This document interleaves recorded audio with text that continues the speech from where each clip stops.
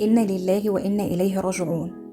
أنا عايزة أفهم حالة الوفاة اللي حصلت عندكم من فترة دي، يعني ما كملتش شهر، ما سابتش فيكوا أي أثر أو أي علامة، ولا اتعظتوا منها إن الموت قريب؟ طالعة بتتبرجي وبترقصي ومبسوطة بإنك بقيتي متبرجة. يعني ربنا يسترنا جميعا، اللهم آمين. اللهم استرنا فوق الأرض وتحت الأرض ويوم العرض عليك. البنت كان شكلها الأول عامل إزاي؟ وقلعتوها الحجاب وبقيتوا بادئين بيها، وبعد كده وفاء خدتها واحدة واحدة زي ما انتوا شايفين كده. طب يا رب، الأسرة رايح بالأسرة بتاعتك دي على فين؟ ما انت مسؤول عن الرعاية بتاعتك دي وهتتسأل عليها. شوف انت شكلك زمان كان عامل ازاي ودلوقتي بقيت عامل ازاي انت والأسرة بتاعتك. يعني راجعوا نفسكم يا جماعة، راجعوا نفسكم. الموت قريب جدا جدا. يعني يا ريت نتعظ.